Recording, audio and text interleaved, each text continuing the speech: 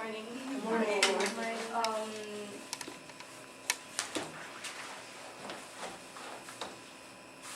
I'm going to talk about my super role model, and everybody has a role model. Maybe not a person you would like to be like, but someone you admire. So it could be.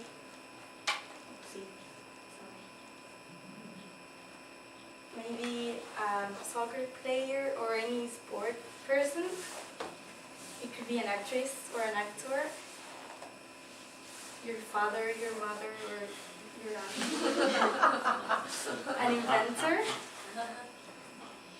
A singer. Your grandmother or someone like generations before you or from your family. Or even a president or a historical character. So my role model is actually in one of these groups of the pictures. And can you guess who is him? Well, that's me, and this is my sister. Well, let us guess. Guess. Your dad. This is my beautiful dad. And well, he's also my role model. He's actually not that beautiful. He is short. He's like this tall or something, and he has a big beer belly. It's actually pretty hard. I mean, he touches like a rock. But I mean, I love him. Well, since he was a little kid, his family didn't earn much money. They weren't like rich or anything. And actually they were, they didn't have a lot of money. So he was very hardworking. I forgot to press that. And but the thing that he had the most were friends and social life. He was actually very good in school. He had really good grades, and he graduated from school, like from high school, with great grades. But he had a problem in his life that when he went to university, he quit university. And I didn't really know why, so I asked my mom and my uncles and family to research a little bit more about his life, and I found out that he, when he quit it, it actually was because of his family, and I'm going to tell you more about that, but I'm going to start at the beginning. He worked actually in the first McDonald's there was in Chile. And it sounds like it was like a long time ago, but it's not that much. And well, he worked to make money because he met a woman, my mom. And years later, he got married. And a year after they got married, they had me. But there the problem started. So. In the year 1998, they had my sister. That's my sister. She was like 3 years there, and now she's 14 or something. So, well, when they had her, my mom got depressed, got a depression, and I think I told you once that she got a depression but with my little brother. So when my mom gets pregnant, she suffers a lot. So she gets sad all the time, and well, this wasn't the exception. And my mom had a really hard time taking care of me and my sister, and she needed company because she was feeling lonely, So of course my dad loves my mom, and he didn't want to leave her alone. So he quitted university to be with her. Then some years passed, 3 years maybe or 2, and he went back to university. But this time was different because he had to work, he had to gain money because he had to support his family. He had 2 daughters, a wife, and a dog, I remember. Her name was Minnie, like Minnie Mouse. Okay, it doesn't matter. And well, he had to work and to make money, so he worked during the day and he went to study in the night.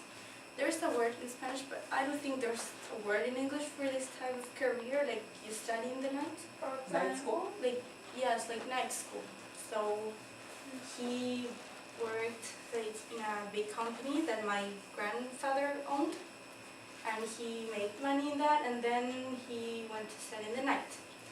And when he graduated in 1999 or something, and in the year 2000 he got his diploma. And I actually remember being on that big, huge auditorium with a huge stage and a lot of chairs, and I was just 5 years old, so that's like the thing I remember. And I actually have like a picture in my mind of my dad like in the stage, and I was just like shouting, and I actually didn't know why he was there, but now I know. And well, he had to work in all these things, you know, like making a career and working, but the most important thing that he had to do was be the father of a family. So he actually is the best dad ever. I'm like the apple in my daddy's eyes is an expression is like daddy's little girl. So, well, and when he was my age, like 16 or 17 or something, he went to the United States, to Michigan. And well, he studied there. He went like for an exchange program, and he was a year there, and he learned English, and he's actually a fluent speaker, and his job is related to that, because now he is the general manager in a project from this company, Quadra FNX Mining.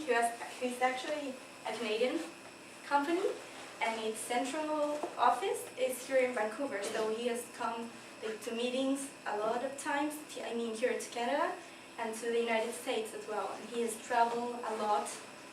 And one of my biggest dreams is to travel and to get to know places and people all around the world. So he inspires me to do these kind of things. And I know it's kind of hard when you quit school and then you want to come back, because my grandfather told him that he wouldn't pay for his university, like again. So he had to make money for us, like for the family and for his studies. So it was actually a pretty hard time for them, for my mom and my dad.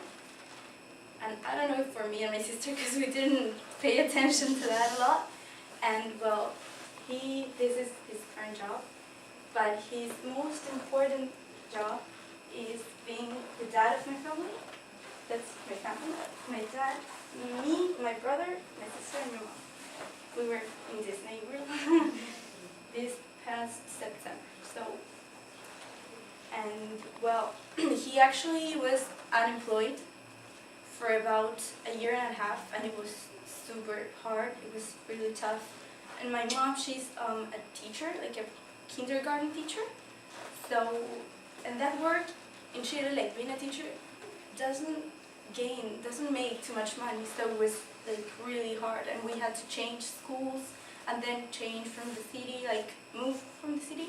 And my dad was like the housewife, and he had to take care of my brother because he was like maybe a year old. So there he had another job, like the housekeeping person, and well, he did it great, and now he has a great job, and he has done great things. And well, I think that's why my dad is my role model, because